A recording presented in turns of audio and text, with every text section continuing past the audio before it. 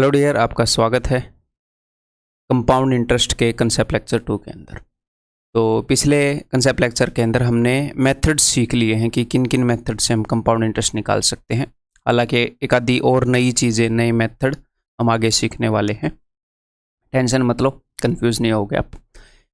अब 2 लेक्चर और होंगे कंपाउंड इंटरेस्ट के अंदर। कंपाउंड इंटरेस्ट के अंदर लेक्चर तो काफ़ी होंगे बेसिक्स को समझने के लिए, उनको और ज़्यादा मजबूत करने के लिए। ठीक है, तो अभी काफ़ी सारे क्वेश्चन हम प्रैक्टिस करने वाले हैं कंसेप्ट लेक्चर 2 के अंदर। तो जो मेथड हम सीख चुके हैं उन्हीं को हम अप्लाई करेंगे बहुत सारे क्वेश्चंस के अंदर, और नई नई चीज़ें सीखेंगे। उन्हीं मेथड्स को हम और ज़्यादा स्ट्रॉन्ग करेंगे कि इस टाइप की सिचुएशन आए तो उस मेथड को कैसे यूज़ करना है, इस टाइप के आए तो उसको कैसे यूज़ करना है। ठीक है, तो पेन एंड नोटबुक लेकर बैठो आराम से, तसल्ली से। ठीक है, चीज़ें हम सीख रहे होंगे। आपने पहले ट्राई करना है क्वेश्चन को करने की, और फिर उसके बाद मेरा सोल्यूशन देखना है। क्लियर है? चलिए जी, तो ये लो जी, करो, कोशिश करो। और सारे क्वेश्चन रिलेवेंट हैं। आधे से ज़्यादा क्वेश्चन तो पहले आए हुए एग्ज़ाम में से हैं। पहले आए हुए एग्ज़ाम में से हैं तो इसका मतलब ये नहीं कि आसान है, क्योंकि जितने सालों से एसएससी का एग्ज़ाम हो रहा है, जितने सालों से सीडीएस का एग्ज़ाम हो रहा है, कैट का एग्ज़ाम हो रहा है, या फिर और भी बहुत सारे सोर्सेज हैं, उनमें से बेस्ट क्वेश्चन पिक किए गए हैं। ठीक है, तो रिलेवेंसी, डिफ़िकल्टी, क्वेश्चन का नेचर सब कुछ बैलेंस करके रखा है। देखो भाई, एमटीएस में आया क्वेश्चन है, the compound interest on a certain sum for 2 years at 15% per annum is 3461। जो कंपाउंड इंटरेस्ट है 2 साल का 15% पर एनम से 3641 है किसी रुपए के ऊपर, ये कंपाउंड इंटरेस्ट है। ठीक है, when the interest is compounded 8 monthly, और जो कंपाउंडिंग की साइकिल है वो 8 मंथ की है, तो फिर रेट भी 8 मंथ के लिए देखनी पड़ेगी। तो भैया 8 मंथ जो है उसके हिसाब से रेट कितनी हो जाएगी? 15% पर एनम है तो 8 महीने, तो 8/12 इंटू 15, 12 महीने के कंपैरिजन में हमें सिर्फ 8 महीने की निकालनी है। ठीक है, पूरे साल के कंपैरिजन में हमने इस फ्रैक्शन की निकालनी है, तो 8/12 इंटू 15 ऐसे आप निकालोगे। क्लियर? या फिर आप ऐसे देख सकते हो, 12 महीने की रेट 15 है, तो 1 महीने की रेट कितनी है? 15/12, तो 8 महीने की रेट होगी। बात सेम वही है, 8/12 इंटू 15। ठीक है, मैंने ये देख लिया कि जो 8 महीने हैं वो पूरे साल के कंपैरिजन में कितना फ्रैक्शन है। अगर 8 महीने की जगह 6 महीने होते तो हाफ हो जाते, साल का आधा है। 8 महीने पूरे साल के कंपैरिजन में 2/3 है, तो 10% रेट है। तो कंपाउंडिंग 8 महीने में हो रही है, तो 8 महीने की जो रेट है वो 10% है। और 2 साल के अंदर 24 महीने होते हैं, 24 महीने के अंदर 8 महीने कितनी बार आएंगे? 3 बार आएंगे, तो 3 बार टोटल कंपाउंडिंग होगी, यानी कि 3 बार हमने 10% का ब्याज लगाना है।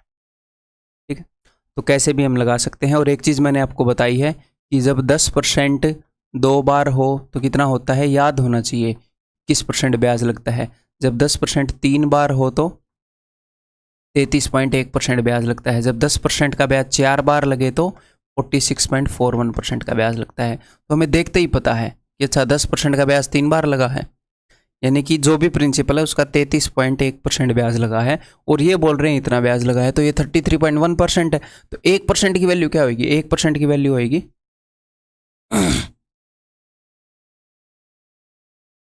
और हमें निकालना क्या है? सम, यानी कि 100% की वैल्यू, तो गुणा में 100।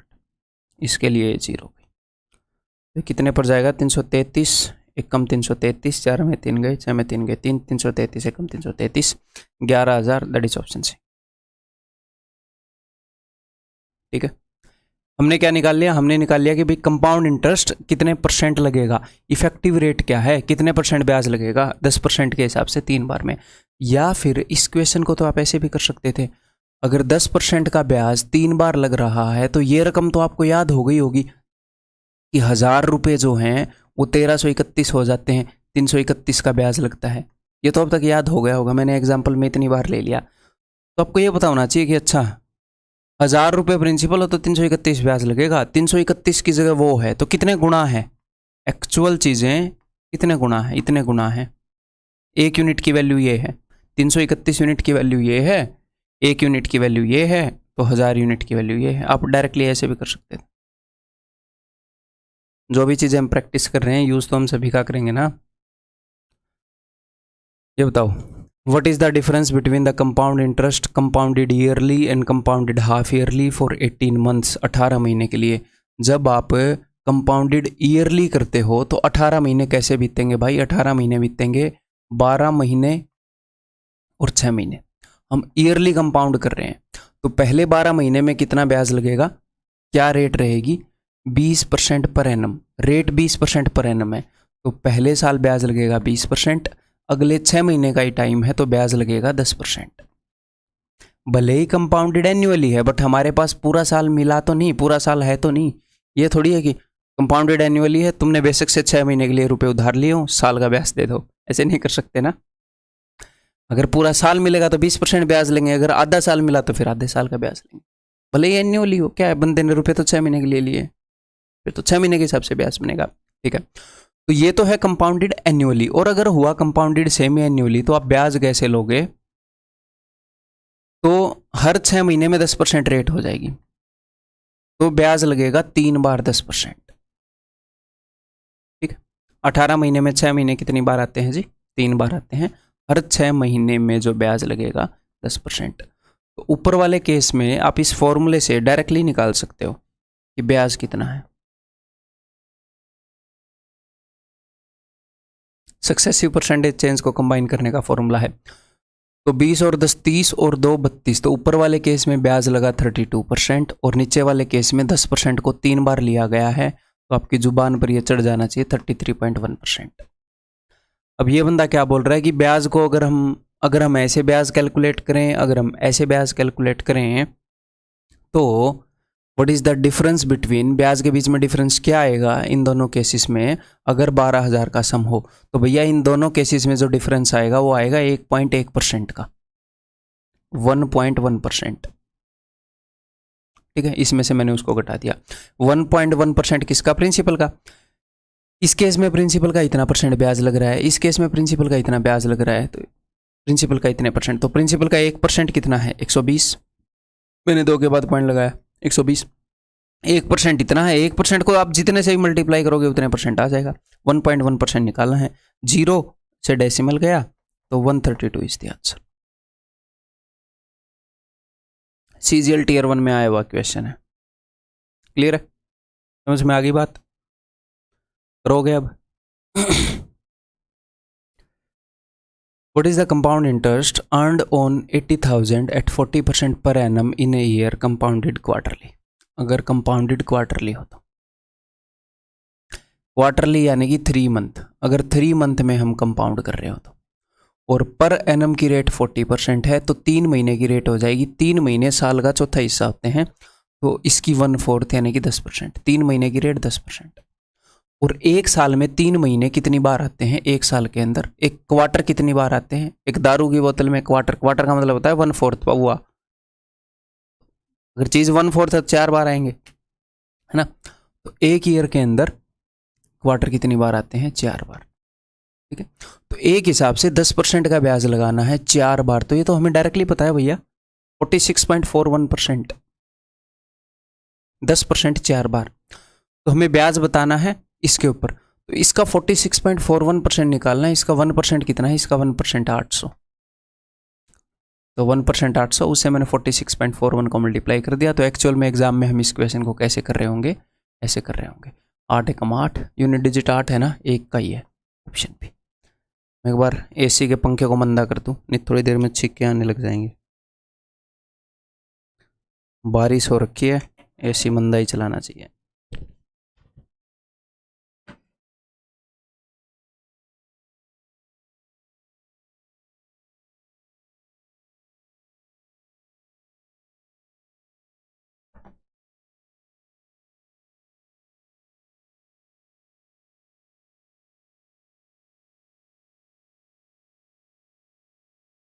Hello,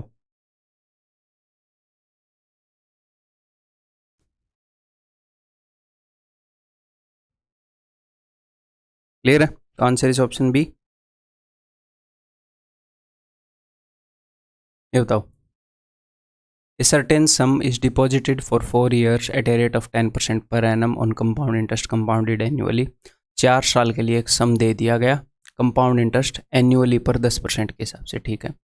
the difference between the interest at the end of 2 years, 2 साल के एंड में जो ब्याज आया, and at the end of 4 years is this, find this sum. 4 साल के लिए रुपए दे दिए, 2 साल के बाद जो ब्याज आया और 4 साल के बाद जो ब्याज आया उनके बीच में फ़र्क। तो 10% पर एनम के हिसाब से कंपाउंडेड अगर एन्युअली हो तो 2 साल में 10% तो 2 साल में कितना ब्याज लगेगा? 10% का 21% कंबाइंड इम्पैक्ट यही रहेगा। और 4 साल में कितना ब्याज लगेगा? मुझे लिखने की ज़रूरत नहीं है, 10% 4 बार, दैट इज़ 46.41%। इन दोनों के बीच में फ़र्क पूछ रहे हैं। 2 साल के बाद जो ब्याज आएगा वो 21% होगा प्रिंसिपल का, और 4 साल के बाद जो ब्याज आएगा वो 46.41% होगा प्रिंसिपल का। तो इनके बीच में उसने क्या बताया है? द डिफरेंस बिटवीन, इन दोनों के बीच का उसने डिफरेंस बताया है, सम पूछा है, तो इन दोनों का डिफरेंस देख लेते हैं। दैट इज 25.41%, प्रिंसिपल का 25.41% ये है। तो 1% की वैल्यू क्या होगी? वो होएगी प्रिंसिपल के 1% की वैल्यू, प्रिंसिपल के 100% की वैल्यू निकालनी है, तो ये हो जाएगी प्रिंसिपल के 100% की वैल्यू। 2 पॉइंट के लिए 2 जीरो और लगा दो। एक्चुअल एग्जाम में आया हुआ क्वेश्चन है और आप डायरेक्टली देख रहे हैं कि ये 2 पर जा रहा है, तो आंसर इज 20,000, ऑप्शन है। बताइए जनाब, what is the difference between the simple interest and the compound interest on a sum of 8,000 for 2/5 years at the rate of 10% per annum when interest is compounded yearly? compounded yearly है तो सालाना हम देखेंगे। 10% ब्याज है, तो देखो ज़रा पहले साल में कितना ब्याज लगा, या फिर ये बनाना हम रहने देते हैं, आपको यही आदत लग जाएगी। पहले साल में कितना ब्याज लगा? 10%। अगले साल में कितना ब्याज लगा? 10%। अगला साल पूरा नहीं है, अगले साल का सिर्फ 2/5 हिस्सा है, तो ठीक है। पूरे साल की रेट 10% है, तो साल के 2/5 हिस्से की रेट 2/5 होगी। 5 दूनी 10, तो 4%। तो अगला जो बचा कुचा टाइम है वहाँ पर रेट कितना है? 4%। अब ये बोल रहा है कि सिंपल इंटरेस्ट और कंपाउंड इंटरेस्ट में फ़र्क बताओ। तो मेरे भाई जो सिंपल इंटरेस्ट है वो कितने % होएगा? सिंपल इंटरेस्ट तो सिंपली आप ऐड कर दो, पहले साल का 10%, अगले साल का 10%, अगले साल का 4%, 10, क्योंकि ब्याज प्रिंसिपल में जुड़ता नहीं ना, तो सिंपल इंटरेस्ट के हिसाब से तो सारी परसेंटेज प्रिंसिपल की है, तो सीधा ऐड कर दो 24%, 10, 10, 4, 24%। कंपाउंड इंटरेस्ट में ब्याज जुड़ता रहता है, तो यहाँ पर फिर हम सक्सेसिव वाला फॉर्मूला लगा सकते हैं, ठीक है। तो 2% देखते ही अब आप यहाँ पर ABC वाला फॉर्मूला भी लगा सकते हो, लेकिन जब 10 और 10 का 21 याद है तो इतना कॉम्प्लेक्स फॉर्मूला क्यों लगाना? तो वाला ही लगा लो ना तुरंत, ये तो मैंने फॉर्मूला थोड़ी लगाया, ये तो मुझे याद है, ठीक है। तो यहाँ पर कितना हो जाएगा भाई? 21 और 4 25, 2100 के 84 बटे में 100, 25.84%, ठीक है। इन्होंने क्या पूछा है? इन्होंने डिफरेंस ही पूछा है, तो इन दोनों के बीच में जो डिफरेंस होएगा वो क्या होएगा? वो होएगा 1.84%, किसका? प्रिंसिपल का। और प्रिंसिपल कितना है भाई? 8,000, तो उसका 1% है 80, मुझे बताना है 1.84, दैट्स इट। 800 के 32 और एक के बाद पॉइंट भी आएगा, पॉइंट के बाद एक 2 आना चाहिए, इन्होंने अप्रोक्सीमेट कर नहीं रखा तो यही आएगा। क्लियर? अप्रोक्सीमेशन में आंसर नहीं है, एग्जैक्ट आंसर है, तो यही वाला होएगा। पॉइंट के बाद एक 2 आना जरूरी है, बाकी आप कर सकते हो। ये बताओ, the simple interest on a certain sum for 3 years at 12% per annum is 6750। 3 साल में 12% पर एनम के हिसाब से इतना ब्याज लगा, तो 3 साल में 12% पर एनम के हिसाब से 36% ब्याज लगेगा, तो ये 36% की वैल्यू है। What is the compound interest on the same sum for 2 years at 20% per annum if interest is compounded half yearly? अगर हाफ ईयरली कंपाउंड किया जाए 20% पर एनम है, तो आधे साल की रेट कितनी होएगी? 10%। और हाफ ईयर 2 साल में कितनी बार आएंगे? 4 बार। तो ये भी आपको याद है, 10% की रेट अगर 4 बार लगाई जाए तो, ठीक है। तो हमें बताना क्या है? What is the compound interest on the same sum, compound interest बताना है, यानी कि ये हमने बताना है। तो 36% की वैल्यू मुझे मिल चुकी है, 46.41% की वैल्यू मैंने निकालनी है, ठीक तो 36% की वैल्यू ये है, तो 1% की वैल्यू क्या होगी? 1% की वैल्यू होगी ये, और 46.41% की वैल्यू होगी ये, 1% इंटू 46.41। अब यहाँ पर एग्जामिनर ने क्या बोला है? एग्जामिनर ने बोला है rounded off to nearest rupees में राउंड ऑफ करो। तो अब आप इसको ज़रा ध्यान से देखोगे कि मैं इसको 36 से काट भी दूँ तो 46.41 से मल्टीप्लाई करना थोड़ा सा चैलेंज होगा, और यहाँ पर हमें अप्रोक्सीमेट करना है। तो ज़रूरी नहीं है कि आप डायरेक्टली 46.41 से मल्टीप्लाई करो, आप एक बार 46 से कर लो, हम देख लेंगे जिससे करना ईजी रहेगा। पहले मैं 1% की वैल्यू निकाल लूँ, ठीक है। 7 और 5 12 और 6 18, 9 से 1 कैंसिल आउट हो रहा है, 9 चौके 36, 9 7 63, 9 5 45, 2 दूनी 4, 2 5 10, 5 5 25, 5 7 35 और 2 37, 375/2, ये 1% की वैल्यू है। अब मुझे निकालनी है 46.41% की वैल्यू, तो मैं 46.41 से मल्टीप्लाई करूँ, फालतू में बड़ी कैलकुलेशन करूँ, या फिर पहले मैं 46% निकाल लूँ, बाद में ज़रूरत पड़ी तो 0.41% अलग से निकाल लेंगे, 1% की वैल्यू तो रखी है ना। तो मैं 46% निकाल रहा हूँ। 23 पंजे 115, 11 23 7 161 और 11 172, 17 23 थी 69 और 17 86, 8625 से थोड़ा सा बड़ा होना चाहिए, तो एक ही आंसर है। एक्चुअल क्वेश्चन है CHSL 2020 में पूछा गया। क्लियर है? अगर आपको लगे कि सर इसके बाद अगर मान लो थोड़ी सी कन्फ्यूजन हो जाती तो कोई दिक्कत नहीं है, हमने 46% निकाला है तो 0.41% हम निकाल सकते हैं, बल्कि मैं तो ये कहूँगा 0.41% क्यों निकालेंगे, हम 0.40% निकालेंगे, है ना। ये 1% है 0.40, अब इतने को तो इग्नोर कर ही सकते हैं, तो हम ये निकाल लेते हैं उस केस में, ठीक है भाई। मल्टीप्लाई करते एक के बाद पॉइंट लगाते, इसमें छोड़ देते, हमारा आंसर आ जाता। क्लियर है? आगे बढ़ें।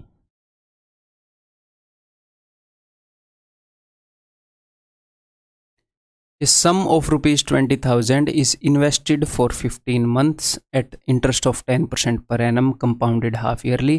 हाफ ईयरली ये कंपाउंड कर रहे हैं, ठीक है, और 10% पर एनम है, तो आधे साल के लिए रेट कितनी हो जाएगी? तो आधे साल के लिए रेट हो जाएगी 5%, ठीक है जी। और टाइम है 15 महीने, तो 15 महीने के अंदर 6 महीने कितनी बार आएंगे? देखो 6 महीने, 6 महीने, 6 और 6 12, और 3 महीने और आएंगे। 6 महीने के लिए रेट कितनी है? 5%, अगले 6 महीने के लिए 5%, अगले 3 महीने के लिए 2.5%, 6 महीने से भी आधे हैं वो। अब भाई टाइम पीरियड पूरा ही नहीं हुआ तो जितना टाइम पीरियड है उसकी रेट लिखेंगे, ठीक है। तो ये sum of this is invested for 15 months, what is the percentage gain correct to 1 decimal place at the end of 15 months. Percentage gain कितना है 15 महीनों में, यानी कि ये पूछना चाह रहे हैं कि जो ब्याज है वो कितने % लगा है। CPO के अंदर पूछा गया क्वेश्चन है, यानी कि वो ये बताना चाह रहा है कि अगर इन 3 सक्सेसिव परसेंटेजेस को आप कंबाइन करोगे तो फाइनली क्या रिजल्ट आएगा। तो अब मैं आपको बताऊंगा ये कैलकुलेटिव काम है, उसको हम कैसे आसान कर सकते हैं, ठीक है। देखो जरा, ये दोनों आप डायरेक्टली लिख पा रहे हो, 5 और 5 10, 5 5 25/100, इतना आप कर पा रहे होने चाहिए, ठीक है। अब इन दोनों को करेंगे, जब भी ऐसे इतना भयंकर कैलकुलेशन वाला काम आ जाए तो 2 2 वाला फॉर्मूला ही हमारे काम आता है, ठीक है। अब इन दोनों को जोड़ेंगे तो इट इज़ 2.50। अगर आप आसानी से जोड़ना चाह रहे हो तो ऐसे देखने में फ़ायदा रहेगा, ठीक है। 10 और 2 12, 12.75 तो हो चुका है।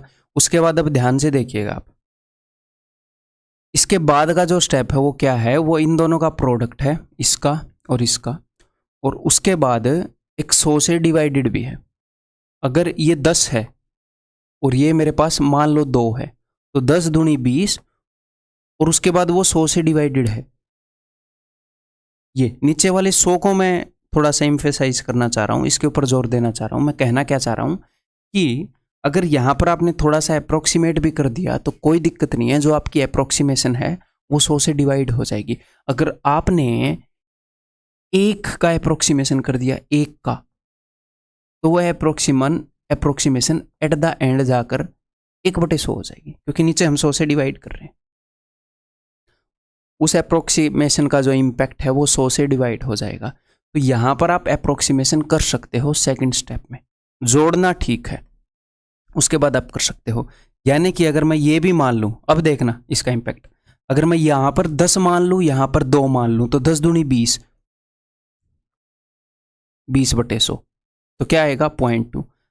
अगर मैं 10.25 की जगह 11 मान लूँ और यहाँ पर 2 की जगह 3 मान लूँ, तो 11 3 33, 33/100, 0.33। तो देखो कितना ही फर्क पड़ा है, 0.13 का फर्क पड़ा है। और मैंने बहुत ही भयंकर अप्रोक्सीमेशन किया है, 10.25 की जगह 11, 2.50 दोनों को बढ़ा दिया है। क्लियर है? तो जब आप इस तरह के क्वेश्चन करें तो आपने करना क्या है, आप ऐसा काम कर सकते हो कि भैया इसको 10 रख लिया, इसको थोड़ा सा बढ़ा कर दिया, इस टाइप के काम आप कर सकते हो। जैसे 10.25 है, ये 10 के ज़्यादा करीब है तो इसको मैंने 10 रख लिया, और 2.5 है, इसको मैंने, ताकि भैया अप्रोक्सीमेशन में बैलेंस रखना है, इसको मैंने 3 मान लिया, तो 30/100 कर दो, 0.3। ये उतना ज़्यादा असर ही नहीं डालेगा, ये जो अप्रोक्सीमेशन है। तो ये कितना हो जाएगा, ये हो जाएगा 13.05। तो ये हो गया। अब यहां पर कुछ बच्चों को ये डाउट ना आ जाए कि 13.6, भाई साहब ये 13.60 है, ये नहीं है कि ये 13.06, वो 13.60 है। ठीक है, ये वाला आप मारोगे, ये 13.40 है। ठीक है, अदरवाइज फिर भी अगर आपको ये रहे कि नहीं सर थोड़ा सा फिर भी डाउट रह रहा मन में, मैं हर एक चीज़ यहाँ पर क्लियर कर दूंगा, आपकी टेंशन मत लो। आप ये कर सकते हो कि आप बिल्कुल छोटे वाले मान लो, आप 10 मान लो और आप 2 मान लो, आपके मन में एटलीस्ट इतना तो रहेगा कि आंसर इससे बड़ा है ना, 0.2 आएगा, 0.20। तो आपको इतना पता है कि आंसर इससे बहुत ज़्यादा बड़ा नहीं होएगा, बिकॉज हम 100 से नीचे डिवाइड भी कर रहे हैं, तो अप्रोक्सीमेशन 100 से डिवाइड हो जाती है। तो आंसर 12.95 से बहुत ज़्यादा बड़ा नहीं है, ऑप्शन सी ही आप मारोगे। ये ऑप्शन देखने में लग रहा है कि सर ये तो बहुत ज़्यादा करीब है, 13.4 एंड 13.6, लेकिन ये करीब नहीं है। ठीक है, या फिर आप बड़ा मान लो, भाई इसको 11 मान लो, इसको 3 मान लो, तो आप 0.33 जोड़ रहे होते, 5 और 3 8, 7 और 3 10, 13.08। तो आपको पता है कि इससे छोटा है आंसर, मैंने बड़े वाला मानना है। तो देखो एक ही है, और इससे छोटा इतना भी नहीं है, ये तो हमें पता ही है भैया, 12.75 से तो बड़ा ही है। क्लियर है, समझ में आ गई? या फिर कुछ क्वेश्चन में आप ऐसे भी कर सकते हो, हम इसके सारे पहलुओं को एक्सप्लोर करके मैं आपको दिखा देता हूँ। या फिर भाई साहब ऐसे भी कर सकते हो, यहाँ पर 25 ही तो है ना, 25 से इसको गुणा कर दो, है 25 और 25 की गुणा 625, और 25 है कम 25। ठीक है, यहाँ पर इस 0 को मैंने हटा दिया, 1 के बाद पॉइंट था, 2 के बाद पॉइंट था, 2 और 1 3, 3 के बाद पॉइंट था, और नीचे 100 से डिवाइड करना है, 5 के बाद पॉइंट रख दो, 1 2 3 4 5। बताओ अभी इससे एग्जैक्ट और क्या निकालें? ये बिल्कुल एग्जैक्ट है।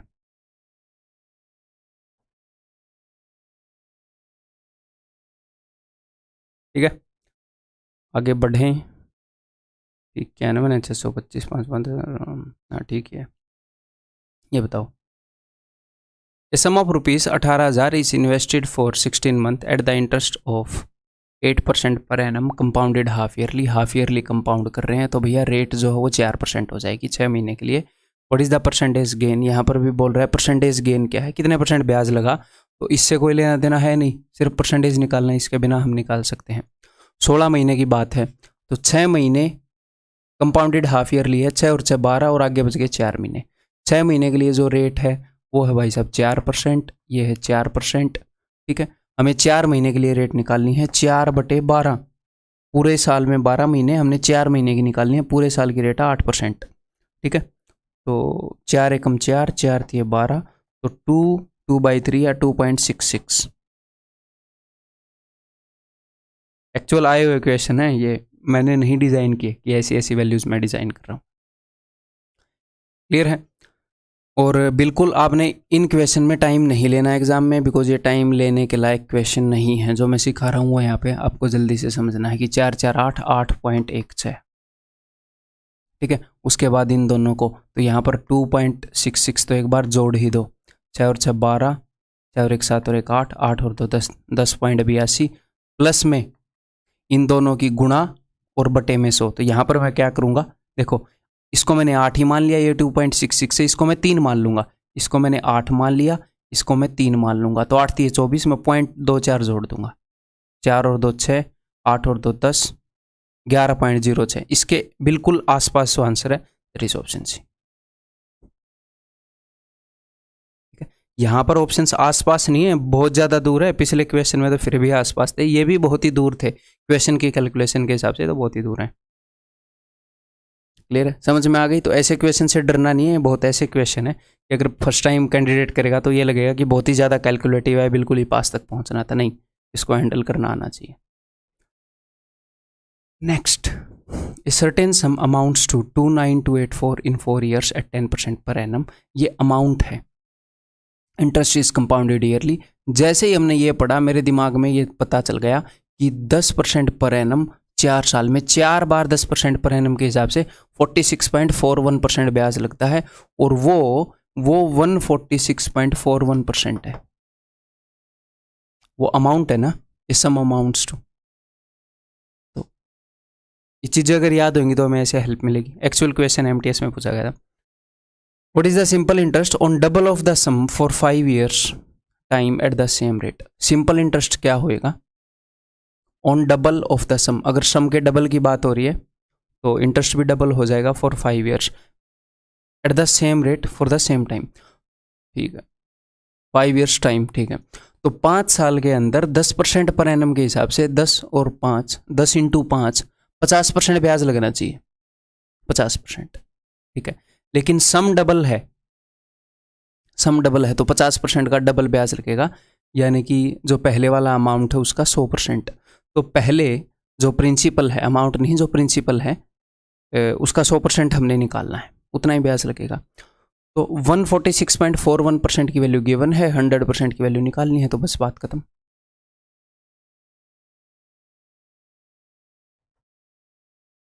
ये आ गई। 2 0 और चिपका दो। ये इसका डबल है, एक्चुअल एग्जाम में आया हुआ क्वेश्चन है। Answer is again 20 sir. Simple है।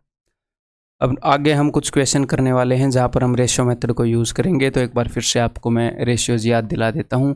2 ईयर के लिए, एक्चुअल में वो 2 ईयर के लिए नहीं होता, वो 2 बार के लिए होता है, 2 कंपाउंडिंग के लिए। ठीक है, बट याद रखने के लिए हम ऐसे याद रखते हैं। 3 ईयर के लिए 331, 4 ईयर के लिए 4641। ठीक है, ये I1 है, ये I2 है, इससे आगे I3 है, ये I4 है। ठीक है, रगड़ दो अब क्वेश्चंस को।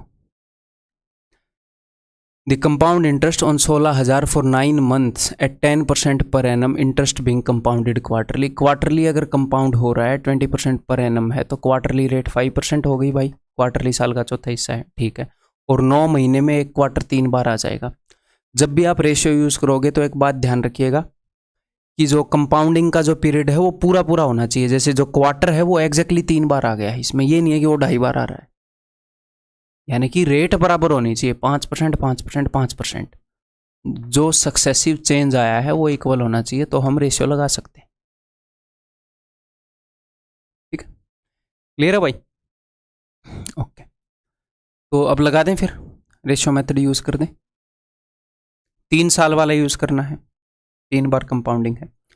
तो 331 रेट कितनी है? रेट हो जाएगी जी 5%, यानी कि 1/20। तो इसका 1/20 यूज़ करो, 20 8 160 800। इसका 1/20 40, इसका 1/20 2, तो ये कितना हो गया 2400, ये कितना हो गया 120, ये कितना हो गया 2, तो 2522। That's it. ठीक है, this is the compound interest for 3 years। What will be the compound interest on a sum of 31,250 for 2 years at 12% per annum? ये नहीं है कि 2 years देखते ही 2:1 लिख दिया। कंपाउंडिंग देखो कितनी है, एट 12% पर annum if the interest is compounded 8 monthly. 8 monthly compound किया जा रहा है। ठीक है, अगर 12 महीने के लिए रेट 12% है तो 8 महीने के लिए रेट 8% होगी। 12 महीने के लिए 12%, 1 महीने के लिए 1%, 8 महीने के लिए 8%। ठीक है, और ये 8 मंथ 2 साल, 2 साल का मतलब है 24 महीने। तो 24 महीने के अंदर 8 महीने कितनी बार आ जाते हैं भाई साहब? 3 बार आ जाते हैं। तो 3 कंपाउंडिंग का कंपाउंड इंटरेस्ट निकालना है, तो 3 साल वाला जो रेशियो है, 3 बार वाला रेशियो 331, वो हमने लगाना है। ठीक है, CGL 2018 Tier 2 का क्वेश्चन है, तो लगा दो 331। क्या दिक्कत है? सबसे पहले लेवल का इंटरेस्ट यानी कि इसका 8% निकालना, 12% मत निकाल देना, 8%। तो इसका 1% कितना है? इसका 1% है 312.5, उसको मैं 8 गुना कर रहा हूँ, 8 पंजे 40, ठीक है। एंड के 0.5 को मैंने 8 गुना किया तो 4 आ गया, एंड का 0.5 है, 8 पंजे 40, 4 आ गया है। अब इसको मैं कर रहा हूँ 8 3 24, 2496, 12 8 96, तो ये हो गया 2500। कैसे भी कर लो अपने तरीके से, ठीक है। अब इसका 8%, इसका 1% है 25, तो 8% 25 8 200। अब इसका 8% 16 हो जाएगा, 1% 2 है, ठीक है। तो 7500 600 16 8116 हो गया जी। ऑप्शन बी सिंपल है, क्लियर है? ये बताओ, what is the compound interest on a sum of 8192 for 1/4 years at 15% per annum if the interest is compounded 5 monthly. 5 monthly compound कर रहे हैं, तो सबसे पहले तो 5 मंथली की रेट ज्ञात करो। तो रेट होएगी 5/12 × 15, ठीक है। 3 चौके 12, 3 पंजे 15, तो ये हो गई 25/4%। बट आपको ये रेट पसंद आई कि नहीं आई बताओ? गंदी रेट है, किसी चीज बार बार 25/4% निकालेंगे, गंदा ही है। तो हम क्या करें, इसको फ्रैक्शन में कन्वर्ट कर लो, 100 से डिवाइड कर दो। भैया 20% को 1/5 करते हो तो 100 से डिवाइड करके तो कन्वर्ट करते हो परसेंटेज को फ्रैक्शन में। तो इसको 100 से मैंने डिवाइड कर लिया कि मैं फ्रैक्शन यूज़ कर लूँगा भाई डायरेक्टली, 1/16। तो जो हमारी रेट है उसके लिए फ्रैक्शन 1/16 है, 1/16 कर दो, रेट के इक्विवेलेंट ही हमें वैल्यू मिल जाएगी, ठीक है। 1/16 का यूज़ करना बेटर रहेगा। तो 5 मंथली कंपाउंड कर रहे हैं, रेट हमने निकाल ली 1/16, और कितनी बार? 1/4 का मतलब है 15 मंथ्स, साल का चौथा हिस्सा यानी कि 3 महीने, एक साल में 12 महीने, तो 12 महीने 3 महीने 15 महीने, तो 15 महीने के अंदर भाई साहब 3 बार कंपाउंडिंग हो चुकी होगी। 5 मंथ में एक बार करोगे तो 331 3 बार वाला यूज़ होएगा, तो यूज़ कर लेते हैं। एक्चुअल आया हुआ क्वेश्चन है ये। तो इसका 1/16, रेट हमारी 1/16 है, तो प्रिंसिपल का 1/16 निकालो। 16 पंजे 80, 16 एकम 16, 16 दूनी 32, इसको फिर से 16 से डिवाइड करो, 16 3 48, इसका 1/16 निकाल रहा हूँ, सेकंड लेवल का ब्याज I2। 16 3 48, 16 दूनी 32, इसका 1/16, 16 दूनी 32, तो ये कितना हो गया? 1536, है ना। ये हो गया 32 3 96, ये हो गया जी 2, ठीक है। 4 6 12 2 14 13 1634, ठीक किया है या नहीं? That is option B.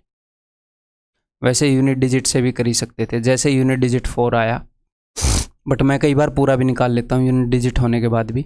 उससे क्या होता है, एक सेंस ऑफ कॉन्फिडेंस आ जाती है। अगर मान लो छोटी ही कैलकुलेशन है तो मैं तो पर्सनली तो मैं पूरा ही निकाल लेता हूँ, क्या पता हमने कोई गड़बड़ कर दी हो सकती है ना गड़बड़, फिर यूनिट डिजिट 4 देख के हो सकता है यहाँ पर आंसर आ रहा हो 1824, ऐसे यूनिट डिजिट देख के मार दिया, एक्चुअल आंसर 1735। तो अगर छोटी सी कैलकुलेशन है और मान लो ये है कि इस कैलकुलेशन में तो गड़बड़ होने के चांस ही नहीं है, हमने सब कुछ ठीक ही किया है, तो यूनिट डिजिट देख के मार देते हैं।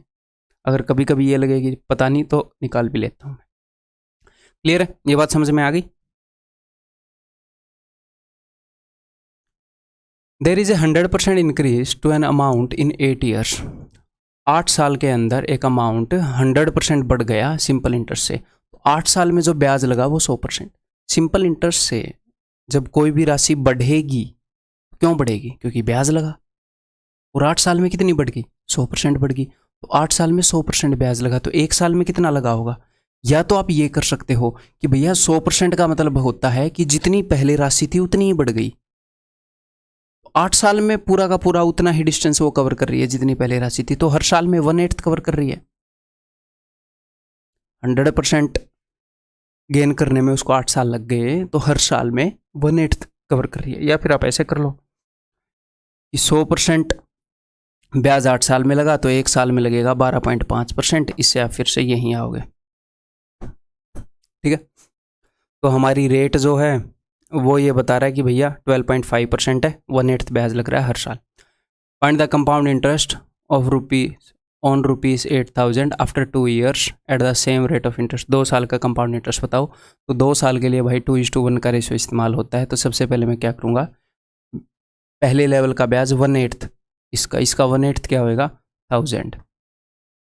अब इसका 1/8 क्या होता है 125। देखो 1000 को मैं कैसे देखता हूँ, मैं 1000 को अपने मन ही मन में देखता हूँ, मतलब अब तो ये पैटर्न फिक्स हो चुका है।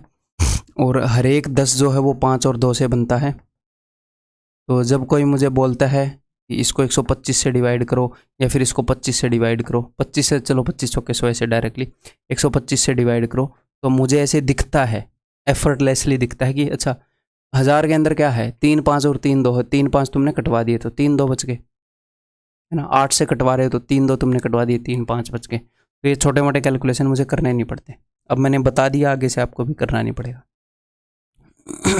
ठीक है, तो ब्याज हो गया भाई 2000 और 125, 2125, दैट इज ऑप्शन डी। ठीक है, ये बताइए, the compound interest on a certain sum of money for 2 years at 5% is 328, then the sum is. अगर कंपाउंड इंटरेस्ट इतना है तो सम कितना होगा। कोशिश करो एक बार। इसको कई तरीके से कर सकते हो। 5% ब्याज लगा है 2 बार, 5% 5%, तो हमें पता है कि ब्याज 10.25% हो जाएगा। और 10.25% की वैल्यू वो है। 10.25% को मैं मन ही मन में ऐसे करता 41/4%। जब भी ऐसे पॉइंट है उसको ऐसे लिखने में फ़ायदा होता है। क्यों? क्योंकि इसके नीचे 100 करोगे तो कटकटा के ऐसा आएगा, तो इतना लिखने में आपने थोड़ी सी कैलकुलेशन बचा ली बस। तो 1% की वैल्यू ये होएगी, 100% की वैल्यू ये होएगी। 41 से 8 पर जाएगा, 8 चौके 32, 32 आंसर है। लेकिन फिलहाल इस क्वेश्चन को यहाँ पर रखने का मकसद ये सिखाना नहीं था, कुछ और मैं आपको सिखाना चाह रहा हूँ, काम की चीज़।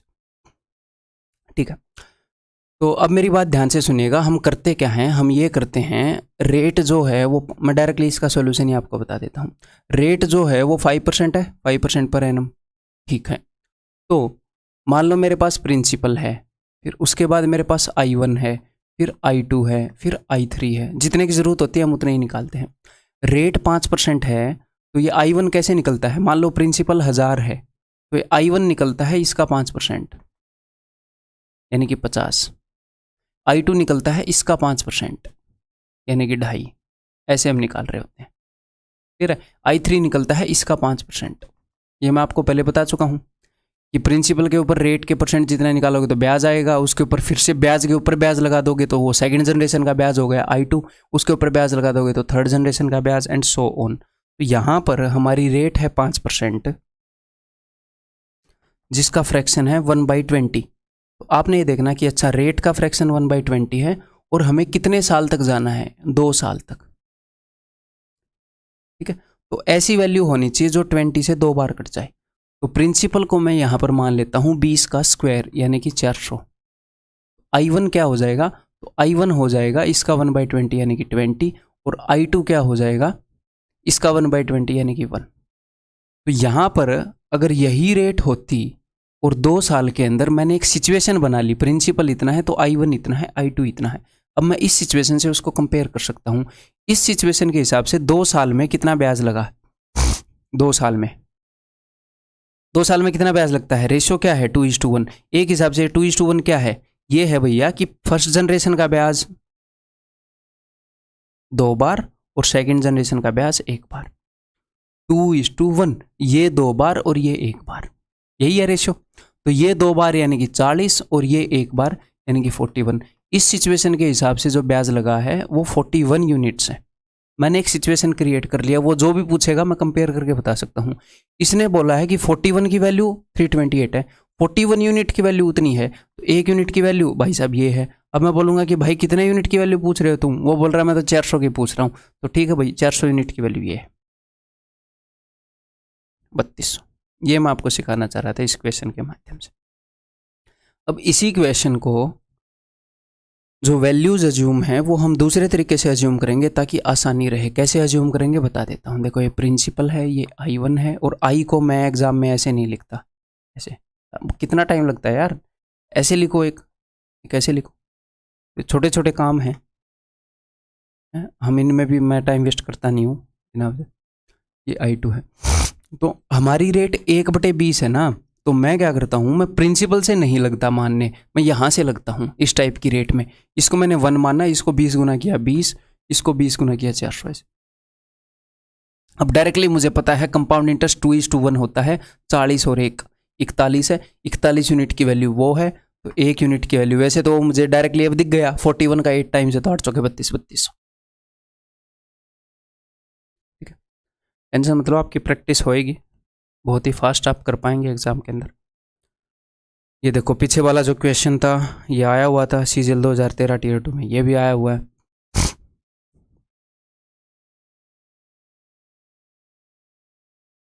A man borrows money at 3% per annum interest payable yearly।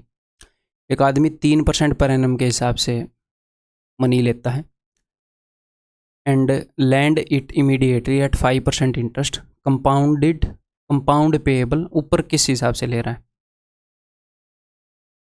अच्छा, 3% पर एनम इंटरेस्ट पेएबल ईयरली, ठीक है, वो भी कंपाउंड इंटरेस्ट से ले रहा है, ईयरली पे कर रहा है, वहाँ पर कंपाउंडेड एन्युअली है। 3% के हिसाब से रुपए ले रहा है तो 3% ही देना पड़ रहा है उसको 1 साल में। एंड लैंड इट इमीडिएटली, वो इमीडिएटली उसको लैंड कर देता है, 3% पर रुपए लेता है, 5% पर आगे दे देता है। क्या डायरेक्टली 2% का फायदा हो रहा है? नहीं, 3% जो ले रहा है वो कंपाउंडेड एनुअली है, 5% जो दे रहा है वो कंपाउंडेड हाफ ईयरली है। तो यहाँ पर उसको कितने % का फायदा हो रहा है, उसके लिए आपको 2 बार 2.5% के ऊपर सक्सेसिव परसेंटेज चेंज तो लाना पड़ेगा। वैसे आप ऐसे भी कर सकते हो कि 5% प्लस दिस इंटू दिस, 625 हो गया। 2 के बाद ऑलरेडी पॉइंट लगाएंगे, 1 के बाद यहाँ पर, 1 के बाद यहाँ पर, 100 से डिवाइड करेंगे तो 4 के बाद पॉइंट लगाएंगे, तो ये हो गया 5.0625%। इतने % ब्याज एंजॉय कर रहा है वो 1 साल में, और जो वो ब्याज दे रहा है वो 3% है। अब ये क्या बोल रहे हैं कि 1 साल में उसको इतने रुपए का फायदा हुआ, ठीक है, तो 1 साल में उसको कितने % का फायदा हो जाएगा? 2.0625% का, ठीक है, और उसको इतने रुपए का फायदा हुआ, यानी कि 2.0625% की वैल्यू वो है। 1% की वैल्यू क्या हो जाएगी? 1% की वैल्यू हो जाएगी ये, आप बताना है भैया, सम बोरोड, तो 100% की वैल्यू हो जाएगी ये, ठीक है। तो ये थोड़ा सा कैलकुलेटिव हो गया, थोड़ा सा क्या, थोड़ा सा ज़्यादा ही कैलकुलेटिव हो गया। हम इस तरीके से नहीं करेंगे, मैं जस्ट आपको बता रहा था कि ऐसे भी निकाल सकते हैं, ठीक है। हम किस तरीके से करेंगे सर, हमें कैसे पता चलेगा कि हम उस तरीके से करेंगे? जब आपको लगा कि यार ये 2.5% की जो इंटरेस्ट रेट है ये दिमाग ख़राब कर रही है, बताओ दिमाग ख़राब कर रही है कि नहीं? जब उसने 5% को हाफ ईयरली पर दिया तभी आपका दिमाग ख़राब हो जाना चाहिए। 2.5 मतलब अब उसको 2.5 × 2.5/100 भी करें। यहीं पर मुझे पता लग गया कि ये रेशियो से करेंगे, ठीक है। रेशियो से कैसे करेंगे?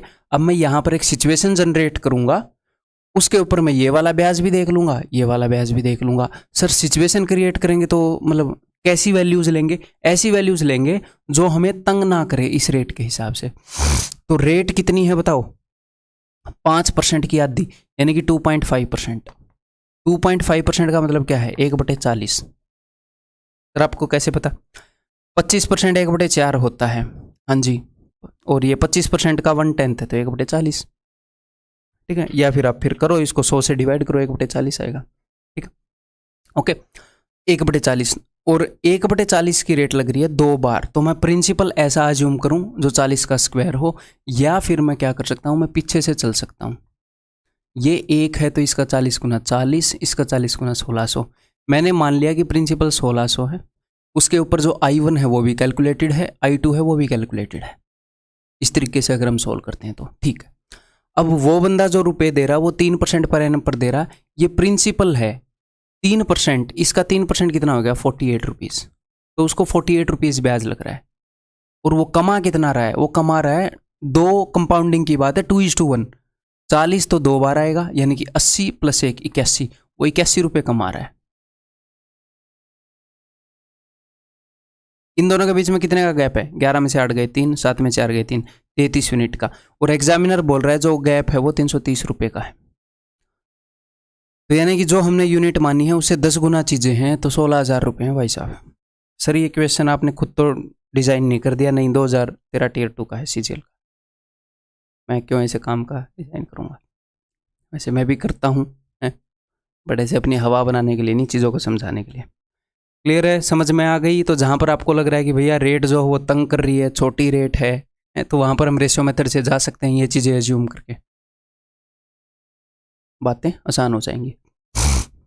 ये बताओ, compound interest compounded annually on a certain sum of money for 2 years at 4% per annum is 102. The simple interest on the same sum for the same rate, same time, same जगह for the same period will be। ठीक है, तो rate कितनी है? 4%। और compounding कितनी है भाई साहब? 2 साल।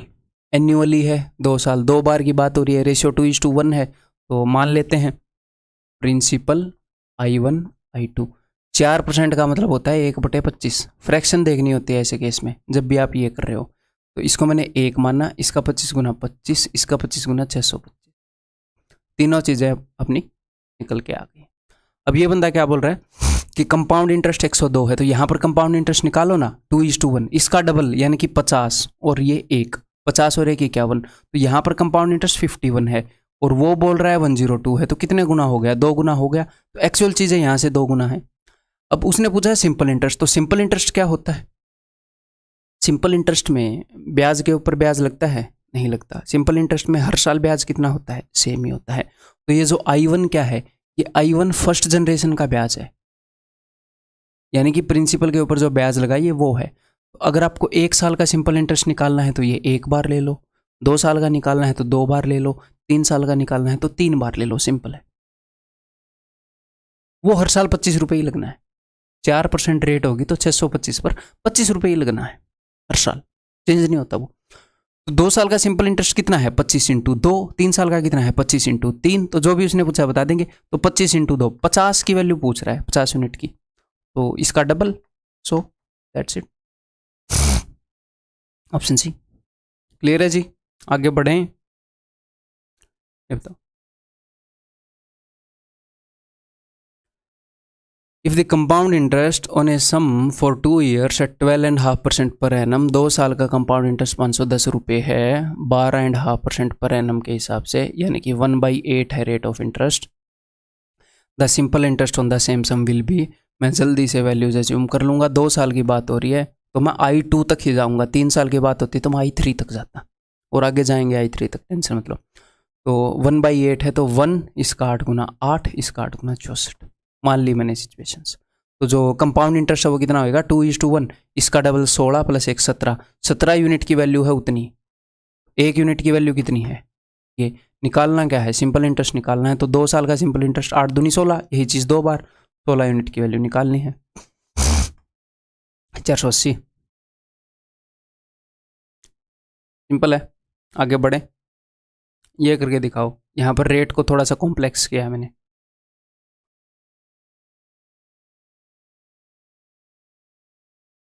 The compound interest on a certain sum for 2 years at 3% per annum is this। 3% पर annum के हिसाब से, एक बार यार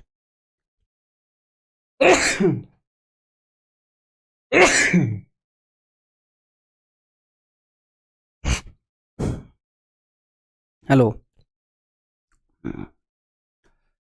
3% पर एनम के हिसाब से, तो 3% के लिए फ्रैक्शन क्या यूज़ होएगी भाई? 2 साल की बात चल रही है, 3% के लिए फ्रैक्शन यूज़ होएगी 3/100। ठीक है, तो यहाँ पर 2 साल की बात चल रही है, तो प्रिंसिपल ऐसा मानना पड़ेगा जो 100 का स्क्वायर है, यानी कि 10,000। क्लियर है? तो अब की बार जब इस तरीके की रेट हो, ध्यान से सुनिएगा, जब इस तरीके की रेट हो 3/100, 2/5, 7/10, कुछ भी ऊपर 1 के अलावा कुछ और हो, अगर 1/5 रेट है तो मैं चीज़ों को 5 गुना करते हुए चलूँगा ऐसे। अगर 3/100 है तो मैं 100/3 गुना करते हुए चलूँगा। तो फिर बिना वजह ऐसे कॉम्प्लेक्स क्यों करें? तो आप क्या करो, आप फिर ऐसे ही चल पड़ो। जब रेट इस तरह की है जो आपको तंग कर सकती है, तो ऐसे ही चल पड़ो। तो आप 100 का स्क्वायर प्रिंसिपल को मान लो, और इसको 100 का स्क्वायर ही मानो, 10,000 मत लिखो, क्यों मैं बोल रहा हूँ, क्योंकि आगे चलते हुए आपको आसानी होगी। मैं एक तरीका आपको बताऊंगा कैसे। तो जब आप आगे चलोगे तो किस चीज से मल्टीप्लाई होएगा, तो मल्टीप्लाई होएगा 3/100 से। इसका 3/100 गुना, इसका 3/100 गुना। तो इसको मैंने 100 स्क्वायर क्यों मनवाया, तो देखो जब आप इसको 3/100 से गुना करोगे तो हो क्या रहा है, एक 100 को एक 3 रिप्लेस कर देगा। तो मैं डायरेक्टली ऐसे लिख देता हूँ, थोड़ी सी प्रैक्टिस के बाद आपको याद हो जाएगा। मतलब जब हम आगे बढ़ रहे हैं तो क्या हो रहा है, 100 को 3 रिप्लेस कर रहा है, एक स्टेप में एक बार रिप्लेस कर रहा है। यहाँ पे 100 का स्क्वायर है, एक 100 को रिप्लेस करके 3 आ गया, एक 100 की जगह एक 3 आ गया। आगे जाओगे तो 100 की जगह एक और 3 आ जाएगा, तो यानी कि 3 × 3 9 हो जाएगा। देख लो, एक बार और 3/100 करोगे तो ऐसे ही अगर मान लो 3 साल का निकालना है, P I1 I2 I3, तो मैं इसको 100 का क्यूब मान लेता। अब मुझे पता है एक 100 की जगह एक 3 आता रहेगा, तो यहाँ पर 2 100 बचेंगे और एक 3 बचेगा। अब एक और 100 की जगह एक 3 आ जाएगा, तो काफ़ी जल्दी कर पाऊंगा ये काम। ठीक ठीक है जी। अब देखें आगे क्या करना है। तो उसने बता रखा है कि 2 साल का कंपाउंड इंटरेस्ट उतना है। तो 2 साल का कंपाउंड इंटरेस्ट कितना होता है, ये है जी 300। तो 2 बार तो ये लूंगा और एक बार ये 2:1 रेशियो। तो 300 का डबल 600 और 9, 609 यूनिट की वैल्यू है। तो 1 यूनिट की वैल्यू क्या होगी भाई, ये का पूछत रहा एग्जामिनर। एग्जामिनर पूछ रहा है simple interest, same time same जगह, अगले दिन पूछ रहा है वो।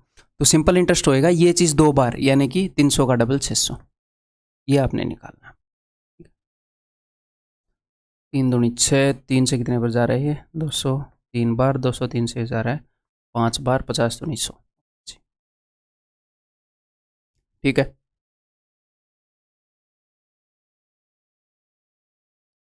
Compound interest on a certain sum for 3 years at 16/3। अब की बार 3 साल की बात हो रही है। ठीक है, 16/3%, यानी कि 1/6 फ्रैक्शन यूज होएगा और कंपाउंड इंटरेस्ट इतना है। देन फाइंड कंपाउंड इंटरेस्ट, ठीक है मतलब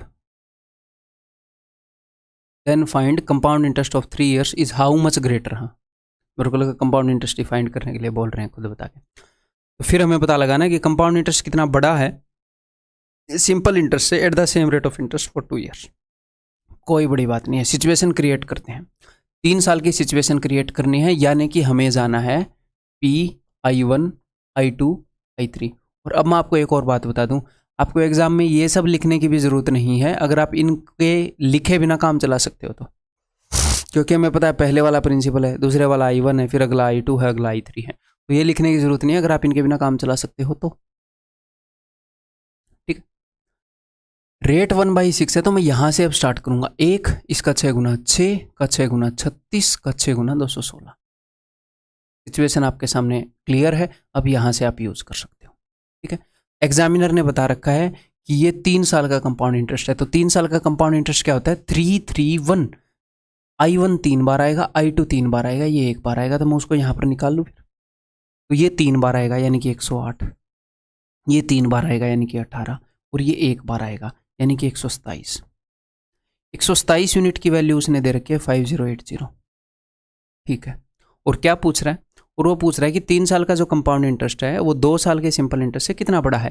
तो 2 साल का सिंपल इंटरेस्ट क्या, सिंपल इंटरेस्ट 2 साल का निकालना है तो I1 को 2 बार ले लो, 3 का निकालना है तो I1 को 3 बार ले लो। सिंपल इंटरेस्ट I1 से ही बनता है, जितने साल का निकालना है उतनी बार I1 आ जाएगा। तो 2 साल का सिंपल इंटरेस्ट हो जाएगा 72।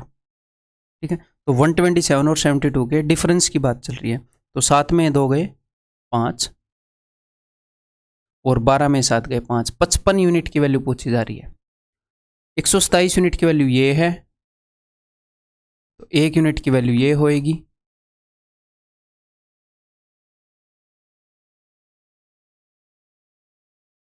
पचपन यूनिट की वैल्यू ये होगी। ठीक है, 127 से 4 पर जाएगा तो 55 का डबल 110 का डबल 220 के आगे 1 और 0, आंसर इस ऑप्शन है 2200।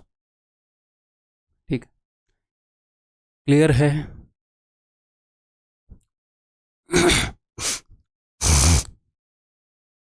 बताओ, the difference between compound interest of 3 years and simple interest for 2 years on a certain some is 139। The rate of interest is 22.2 percent यानी कि 2/9%, सॉरी यानी कि 2/9 फ्रैक्शन, देन फाइंड प्रिंसिपल। तो अब मैं सिचुएशन क्रिएट करूँगा और यहाँ पर बात चल रही है difference between CI of 3 years, तो 3 साल तक हमें जाना है, ठीक है। प्रिंसिपल I1 I2 I3, अब रेट 2/9 है, तो अब की बार जो प्रिंसिपल है वो मैं पहले मानूंगा और मैं यहाँ से ऐसे जाऊँगा, 9 का क्यूब 729, ठीक है। अब एक 9 को एक 2 रिप्लेस कर देगा तो ये 9 स्क्वायर इंटू 2, अब एक और 9 को एक 2 रिप्लेस कर देगा तो ये 9 इंटू 2 का स्क्वायर 4, अब इस 9 को भी 2 रिप्लेस कर देगा, ये 8, ठीक है। और ये कितना है, ये 81 इंटू 2 है, 2 एकम 2, 2 8 16, 162 है, ठीक है। ये 9 चौके 36 है, ऐसे आप लिख सकते हो। क्लियर है, वैल्यूज हमने अज्यूम कर ली, अब हम देखेंगे। तो उसने ये बताया कि 3 साल का CI और 2 साल के SI में इतना फर्क है। तो मुझे एक बात बताओ, 3 साल का CI कैसे बनेगा? इस क्वेश्चन को थोड़े से छोटे मेथड से हम कर सकते हैं, इसलिए ध्यान से सुनिएगा। 3 साल का CI एक्चुअल में निकालने की जरूरत नहीं है। मुझे ये बताओ 3 साल का CI बनेगा कैसे? ये 3 बार, ये 3 बार, ये 1 बार, 3 3 1, ओके। 2 साल का SI कैसे बनेगा? ये 2 बार और ये एक भी बार नहीं, ये 2 बार। तो इनके बीच में फर्क ही निकालना है ना। तो 3 साल के CI में ये मैंने 3 बार लिया और 2 साल के CI में मैंने ये 2 बार लिया, तो यहां पर कितने का डिफरेंस क्रिएट हो गया? 162 का। 3 साल के CI में 3 बार लिया, 2 साल के CI में 2 बार लिया, तो 3 साल के CI में मैं 1 बार एक्स्ट्रा ले चुका। और ये तो मैंने 2 साल के SI में लिए ही नहीं, तो मैं 2 साल का CI बोल गया, 2 साल के SI की मैं बात कर रहा हूँ। 2 साल के SI में सिर्फ यही 2 बार लेंगे, तो ये तो मैंने लिए ही नहीं। तो फर्क तो इनसे पता चल रहा है ना भाई, मतलब ये फर्क ही तो है। 3 साल का CI मैं अलग से निकालूँ, 2 साल का SI अलग से निकालूँ, फिर घटाऊँ, क्यों? उनके बीच में फर्क दिख रहा है। 3 साल के CI में 3 3 1 हुआ है और 2 साल के SI में ये 2 बार लिया गया है, तो 3 साल के CI में 3 बार लिया गया है, ये मैंने गलती कर दी। 108 लेना पड़ेगा, है ना। तो वाटर 2 10 और 8 18 6 और 1 7, 278 यूनिट्स का फर्क है, ठीक है। 278 यूनिट्स की वैल्यू है 139, यहाँ पर हमें दिख रही है कि हाफ है। तो जो भी चीज़ें हमने मानी हैं उससे हाफ हैं चीज़ें। तो ये पूछ रहा है प्रिंसिपल, तो प्रिंसिपल हमने मान रखा है 729, 9 का क्यूब, तो इसका हाफ है। तो 2 3 6, 2 6 12, 2 चौके 8, 364.5, दैट इज ऑप्शन, ठीक है। क्लियर है।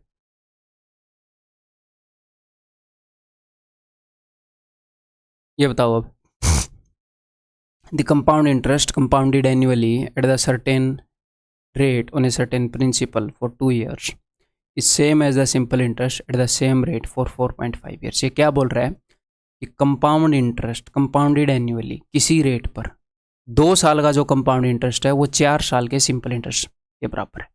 2 साल का कंपाउंड इंटरेस्ट 4 साल के सिंपल इंटरेस्ट के बराबर है, ठीक है। तो कंपाउंड इंटरेस्ट कैसे बनता है? देखो, PI1, तो 2 साल का कंपाउंड इंटरेस्ट बनता है 2 बार ये 1 बार ये, तो 2I1 प्लस I2, ये 2 साल का कंपाउंड इंटरेस्ट है। और 4.5 साल का सिंपल इंटरेस्ट कैसे बनता है? अगर 1 साल का सिंपल इंटरेस्ट निकालना है तो I1 को 1 बार ले लो, 2 का निकालना है तो 2 बार, जितने भी साल का निकालना है उतनी बार ले लो। तो 4.5 साल का निकालना है तो 4.5 बार ले लो, ऐसे बनता है। अगर मैं आपको I1 और I2 का रेशो बता दूं, अगर मैं आपको ये बता दूं कि भैया ये 1 है, ये 10 है, ये 100 है, तो क्या आप मुझे रेट ऑफ इंटरेस्ट बता देंगे क्या? आपको यही तो देखना है कि आगे जाते हुए कितने % निकालना पड़ रहा है। अगर इसका मैंने 10% निकाला है तो रेट 10% है, क्योंकि रेट जितना % ही निकालते हैं ऐसे। अगर मुझे I1 I2 का रेशियो मिल जाए तो मैं बता दूंगा कि I2 I1 का कितने % है, I2 इज 40% ऑफ I1, वही रेट है, तो वही आपको यहाँ पर मिल जाएगा, ठीक है। इसको उधर भेजो, I2 is equal to 2.5 I1, ठीक है। तो I2 बटे I1 कर लो, I2 बटे I1 इक्वल टू 5/2 ना, I2 बटे I1 इक्वल टू, ठीक है ना मैंने, हाँ। तो I1 अगर 2 है तो I2 5। अब यहाँ पर कुछ स्टूडेंट को लगेगा ये I2 जो है, वैसे मुझे भी लग रहा है ये बड़ा कैसे हो गया, रेट कुछ भयंकर ही बड़ी है क्या? मतलब ब्याज जो है वो प्रिंसिपल से बड़ा हो रहा है, मतलब भयंकर रेट है, 100% से ऊपर है रेट, ठीक है। हो क्या रहा है, रेट जो है उसके ऊपर डिपेंड करता है, रेट कुछ ज़्यादा ही है, प्रिंसिपल से ज़्यादा ब्याज कैसे हो सकता है? क्योंकि मान लो प्रिंसिपल तो खुद का 100% है, अब रेट 1 साल में 100% से बड़ी होएगी, कि तुम रुपए ले जाओ, ब्याज 200% के हिसाब से दे दो, तो भैया 100 रुपये ले गया तो ब्याज ही 200 रुपये बन गया उसका, तो रेट काफ़ी बड़ी है। तो हमने देखना कि I2 जो है वो I1 का कितने परसेंट है, यानी कि 5 जो है वो 2 का कितने परसेंट है, तो 5/2 गुणा 100, 250% रेट है।